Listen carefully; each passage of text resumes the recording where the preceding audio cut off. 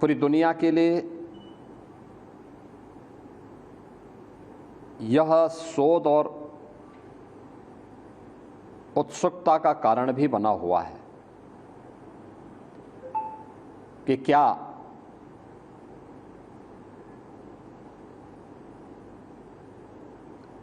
केवल सत्य और अहिंसा के मार्ग का अनुसरण करके ही आज़ादी पाई जा सकती है, लेकिन भारत ने वह करके दिखाया।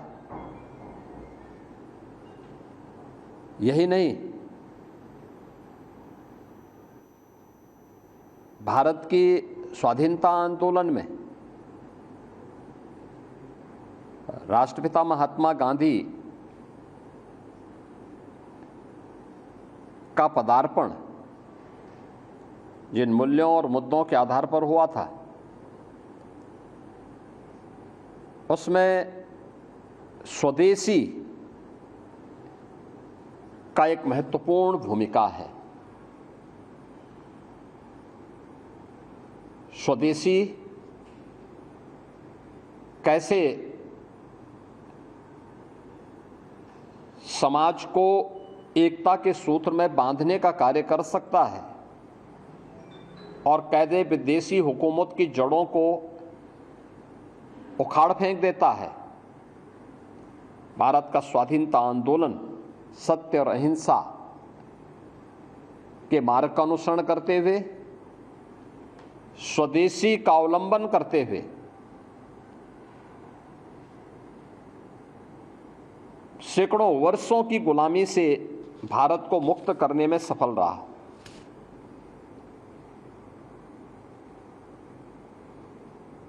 इसके साथ ही राष्ट्रपिता महात्मा गांधी स्वच्छता के भी पक्षधर थे।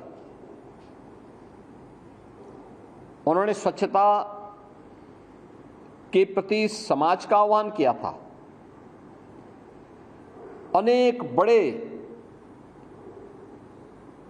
ऐसे जन आंदोलन को उन्होंने नेतृत्व दिया था जिसने विदेशी हुकूमत की जड़ों को हिलाने में बड़ी भूमिका का निर्वहन किया। आज मुझे बताते हुए प्रसन्नता है कि बापू के सपने को साकार करने के लिए स्वदेशी प्रधानमंत्री मोदी जी के नेतृत्व में देश और दुनिया के लिए एक मॉडल बन रहा है और भारत की ताकत का एहसास कर रहा है। उत्तर प्रदेश में वन डिस्ट्रिक्ट वन प्रोडक्ट का जो हमारा अभियान है वो सफलता की एक नई ऊंचाई को प्राप्त कर रहा है। इसके साथ ही स्वदेशी अब केवल खादी तक नहीं है, बल्कि स्वदेशी भारत के अंदर भारत की दिनचर्या का पार्ट बन गया है, जिसके बारे में प्रधानमंत्री जी बार बार कहते हैं, छिप से शिप तक कि हमारी यह यात्रा आज भारत के स्वदेशी और आत्मनिर्भर होने की गारंटी दे रहा है। स्वदेशी वस्तुओं को लेकर के और मेक इन इंडिया के इस अभियान को बढ़ावा देने के लिए अब हमारी सरकार अभी 25 सितंबर से 29 सितंबर के बीच ग्रेटर नोएडा में हम लोगों ने यूपी इंटरनेशनल ट्रेड शो का आयोजन किया था। ये ट्रेड शो उत्तर प्रदेश में निर्मित वस्तुओं के लिए एक प्लेटफॉर्म है जिसको हमने वैश्विक बाजार तक पहुंचाने के लिए एक बड़े अभियान को हाथों में लिया है और उसका तीसरा संस्करण का उद्घाटन भी प्रधानमंत्री जी के ही कर कमलों से संपन्न हुआ। इसके साथ ही उत्तर प्रदेश के अंदर डिफेंस मैन्युफैक्चरिंग कॉरिडोर, जिसमें ब्रह्मोस मिसाइल भी बन रही है, BDL का एक यूनिट झांसी में स्थापित हो रही है, AK-203 राइफल यह भी उत्तर प्रदेश के अंदर निर्मित हो रही है और बबले स्कॉट की पिस्टल भी यह उत्तर प्रदेश के हरदोई में अब इसका प्रोडक्शन प्रारंभ हो चुका है। हर एक सेक्टर में उत्तर प्रदेश ने एक नई छलांग लगाई है और दीपावली के पहले हर जनपद में एक बड़े पैमाने पर स्वदेशी मेला यूपी इंटरनेशनल ट्रेड शो की तर्ज पर करने के लिए मैंने विभाग को कहा है।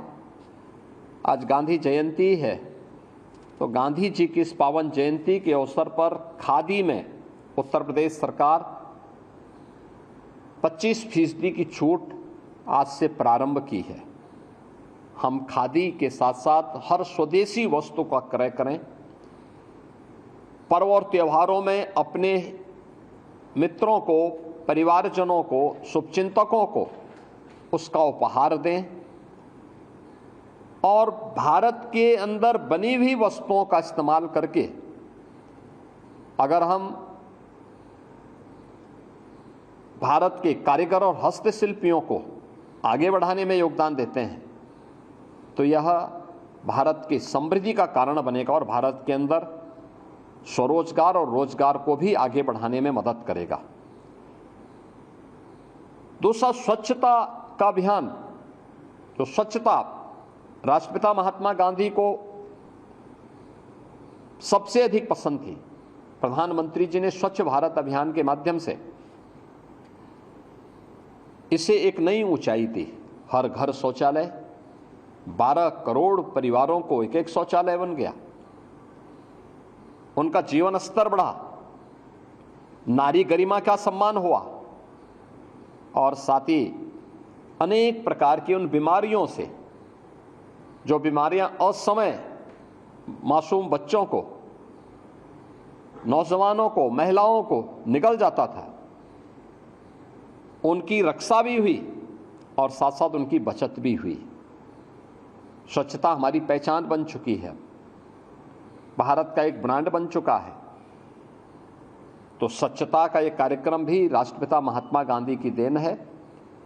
गांधी जी के उन सपनों को जो उन्होंने देश की आज़ादी के आंदोलन के दौरान देखे थे, उन सपनों को साकार कर रही है डबल इंजन की सरकार। आज राष्ट्रपिता महात्मा गांधी की इस पावन जयंती के अवसर पर मैं उनकी स्मृतियों को नमन करते हुए प्रदेशवासियों की ओर से विनम्र श्रद्धांजलि अर्पित करता हूं। आज ही देश के द्वितीय प्रधानमंत्री स्वर्गीय लाल बहादुर शास्त्री जी की भी पावन जयंती है। वे देश के स्वाधीनता संग्राम सेनानी में अग्रिम पंक्ति के सेनानी थे। बापू के प्रखर अनुयायी थे।